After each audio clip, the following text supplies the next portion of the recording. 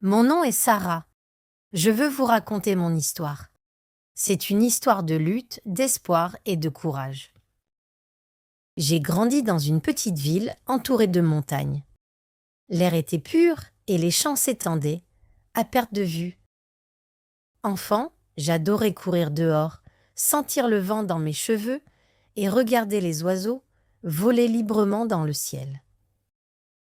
Mais à l'intérieur de ma maison, les choses étaient différentes. Mes parents étaient stricts.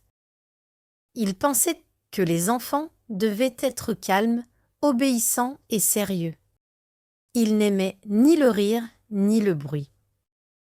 J'avais 2 frères aînés, mais ils étaient toujours occupés avec l'école et les corvées. J'étais souvent seule. Mes parents ne me laissaient pas avoir d'amis. Les amis vont te distraire de tes études, disaient-ils. Alors, je passais mes journées à lire des livres et à faire mes devoirs. La nuit, je regardais par la fenêtre et rêvais d'une autre vie. Je voulais explorer le monde, rencontrer de nouvelles personnes et trouver le bonheur. À 7 ans, mes parents m'ont inscrite à l'école. J'étais excitée, mais aussi nerveuse. Je n'avais jamais été entourée d'autres enfants auparavant. En entrant dans la classe, je me suis sentie comme une étrangère. Les autres enfants jouaient ensemble et riaient, mais moi, je restais seule dans mon coin. Je ne savais pas comment leur parler. Je voulais rejoindre leur jeu, mais mes pieds semblaient collés au sol. Je me suis dit, reste silencieuse, reste en sécurité. Avec le temps, je me suis fait quelques amis. Une fille nommée Emma était gentille avec moi. Elle avait de grands yeux bleus et un sourire lumineux. Elle m'invitait chez elle, mais je savais que mes parents diraient non. Alors, je trouvais toujours des excuses. Peut-être une autre fois, disais-je. Au fond de moi, j'avais envie d'y aller. J'avais envie de m'amuser. Mais j'avais trop peur. En grandissant, j'ai trouvé du réconfort dans la peinture. J'adorais les couleurs. Elles me faisaient sentir vivante. Je peignais les choses dont je rêvais. Des couchers de soleil sur l'océan, des grandes villes illuminées et des gens dansant dans les rues. Je voulais suivre des cours d'art à l'école, mais mes parents ont refusé. L'art est inutile, disaient-ils. Concentre-toi sur les matières importantes. Mon cœur s'est brisé, mais j'ai obéi. J'obéissais toujours. À 18 ans, je suis partie à l'université. C'était la première fois que j'étais loin de chez moi. Je me sentais libre, mais aussi perdue. Je ne savais pas comment prendre des décisions par moi-même.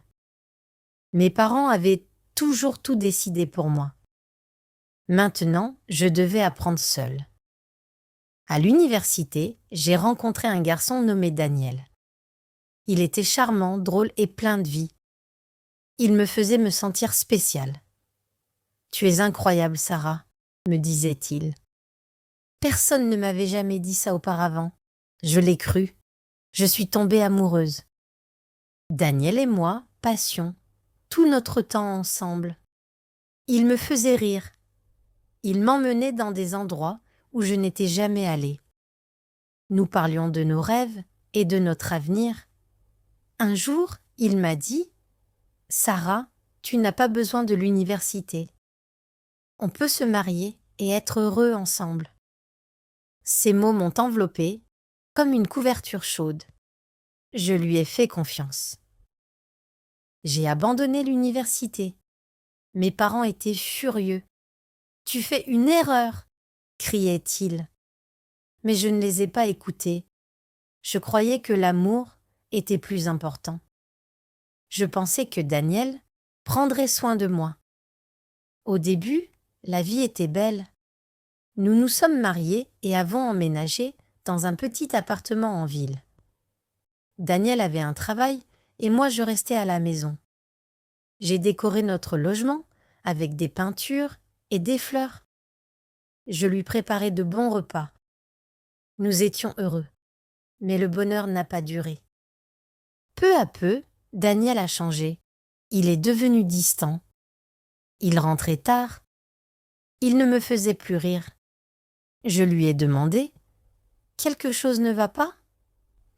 Il répondait simplement « Je suis fatigué ». Je me sentais seule. Une nuit, il est rentré en colère. Il m'a crié dessus pour une chose insignifiante.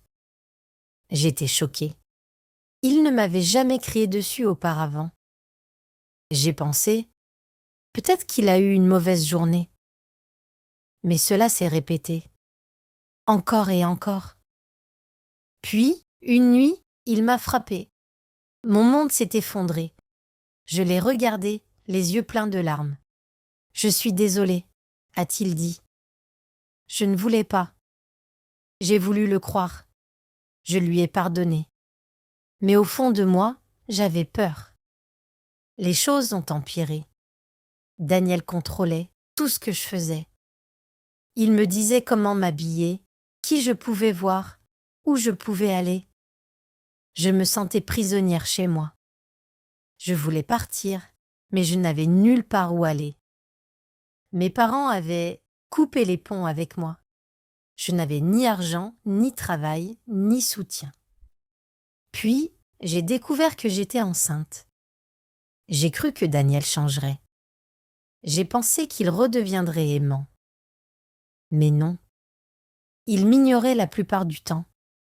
Quand j'ai accouché de notre fille, Lily, il n'était même pas à l'hôpital. Quand je l'ai ramenée à la maison, il l'a à peine regardée. Je l'aimais plus que tout. Elle était ma raison de me lever chaque matin. Mais la vie était dure. Daniel s'en fichait. Il faisait ce qu'il voulait. Un jour, je l'ai vu avec une autre femme. Mon cœur s'est brisé en 1000 morceaux. Quand je l'ai confronté, il a ri. « Elle me rend heureux », a-t-il dit. « Toi, non. » Je me suis sentie insignifiante. Je voulais partir, mais comment? Je n'avais ni argent, ni travail, ni maison où aller. Puis, une nuit, Daniel m'a dit qu'il partait. « J'ai trouvé quelqu'un d'autre », a-t-il dit. « Tu t'en sortiras. » Et juste comme ça, il était parti. J'ai pleuré pendant des jours. J'avais l'impression que mon monde s'était écroulé. Mais en regardant Lily, j'ai compris que je ne pouvais pas abandonner. J'ai commencé petit, j'ai fait des gâteaux et je les ai vendus en ligne. J'ai appris à coudre et j'ai vendu des vêtements. C'était difficile, mais je n'ai pas arrêté. Un jour, ma voisine, Madame Wilson, a frappé à ma porte. « Je te vois travailler dur », a-t-elle dit. « As-tu besoin d'aide ?» J'ai voulu dire non, mais quelque chose en moi a dit oui. Elle m'a aidé à trouver un travail dans une boulangerie. J'y travaillais tous les matins pendant que Lily restait avec elle. Petit à petit, j'ai économisé de l'argent. J'ai découvert une force que je ne soupçonnais pas. Les mois ont passé. Mon entreprise a prospéré. Les gens ont adoré mes gâteaux. J'ai recommencé à peindre. Pour la première fois depuis des années, je me sentais heureuse. Puis, un jour, Daniel m'a appelée. « J'ai fait une erreur », a-t-il dit. « Puis-je revenir ?» L'ancienne moi aurait dit oui. Mais je n'étais plus l'ancienne moi. J'avais construit une nouvelle vie. Non, lui ai-je dit, je mérite mieux. Aujourd'hui, j'ai ma propre boulangerie. Lily grandit heureuse. Elle chante, danse et remplit notre maison de rire. Un jour, elle m'a dit « Maman, tu es la personne la plus forte que je connaisse. » Ces mots ont rempli mon cœur de joie. Parfois, lors des nuits calmes, après que Lily se soit endormie, je m'assois près de la fenêtre, avec une tasse de thé, regardant les lumières de la ville scintiller au loin. Je pense à la fille que j'étais autrefois, celle qui avait trop peur de parler, trop peur de rêver. Je ne la reconnais plus. La femme que je suis aujourd'hui est forte, indépendante et pleine d'espoir. J'ai construit une vie de mes propres mains, non seulement pour moi, mais pour ma fille. Si vous écoutez mon histoire, sachez une chose, vous êtes fort. Vous pouvez survivre. Vous méritez le bonheur. N'ayez jamais peur de recommencer. J'espère que mon histoire apportera de l'espoir à quelqu'un.